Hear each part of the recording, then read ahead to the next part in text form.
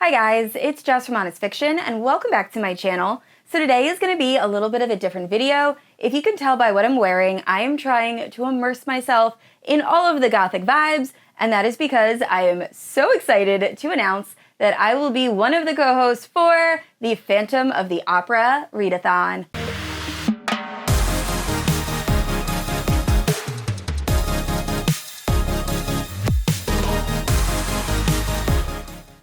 Alright guys, so the Phantom of the Opera Readathon is a Gothic romance inspired readathon that was put together by Maggie from the channel Maggie Books and Stuff. And oh my gosh, I am so excited she asked me to be one of the co-hosts. The amount of work Maggie has put into this readathon is insane. Oh my gosh, all of the graphics are so well themed and amazing, and I'm just so pumped for September. So in this video, I'm going to be talking about the rules of the Phantom of the Opera Readathon, along with all of the co-hosts and the different teams, how to score points for your team, and then at the end of the video, I'll have some Gothic romance recs, just because it is a Gothic romance inspired readathon. Now, I will have a separate TBR video for my team, like recommendations that fit the prompts for the specific team I'm on later in the month, but this is just overall Gothic romances that I really enjoy. So I hope you guys are excited. Now, if you're unfamiliar with my channel, I post new videos every Wednesday and Sunday. If you haven't yet, please like and subscribe. You can also hit that notification bell to be notified whenever I post new bookish content.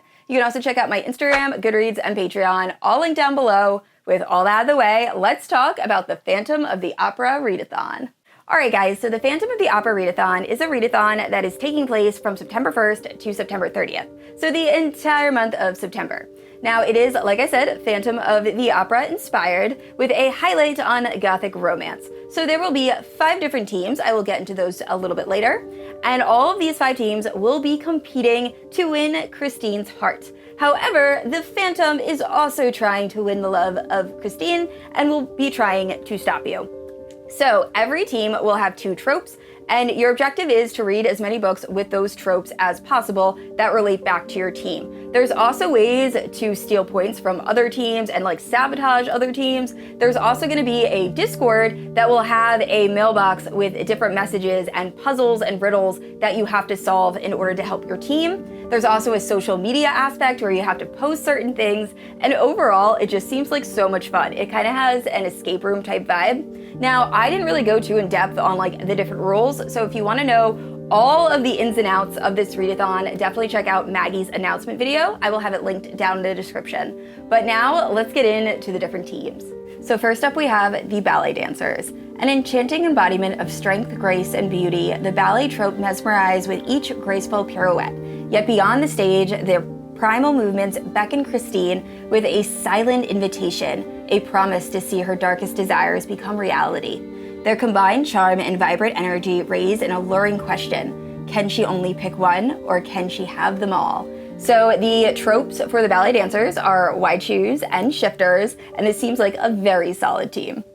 Next up, the opera singer. Stella, the acclaimed diva of the French opera house, once unrivaled in her melodic prowess, now finds her supremacy challenged by the emergence of the young Christine. Determined to maintain her position in the spotlight, Stella is prepared to go to any lengths. Yet, despite her animosity, she finds herself unable to resist the captivating allure of her talented and beautiful rival. So for this, the tropes are enemies to lovers and forced proximity. Next up is Raul. The devoted and loyal childhood sweetheart of Christine has made his return to London with the intention of reclaiming his family's title. He now aspires to become a patron of the arts in hopes of reigniting the bond he once shared with the opera's young soprano. Will Christine recognize him? Does she desire to recall their past?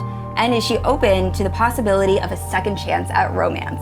And the tropes for this are friends to lovers and second chance. Next up, the stagehand. Marco, a man of rugged demeanor and quiet strength, operates in the shadows behind the curtain, meticulously ensuring that Christine's performance sparkles with perfection. His years amidst the grit of backstage have hardened him into a gruff man who is willing to do anything for a job well done. Can 2 people from contrasting worlds meet in the middle and find love? So the tropes for the stagehand are morally gray and opposites attract. And last up is the opera owners, what I believe to be the absolute best team on this list. The billionaire twins Amir and Zara are the newfound owners of the French Opera House. They exude an air of authority and refinement with every step they take. Their commanding presence demands respect, and they brook no disobedience or deviation from their directives.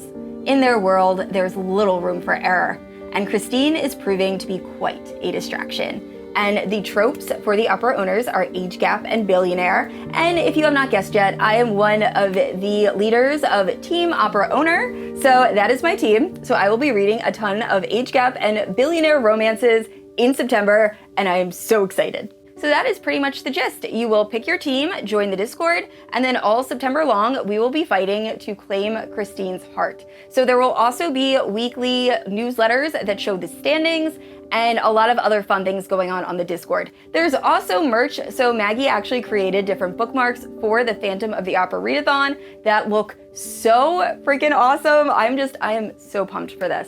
So now with all of that out of the way, let's talk about some of my favorite Gothic romances.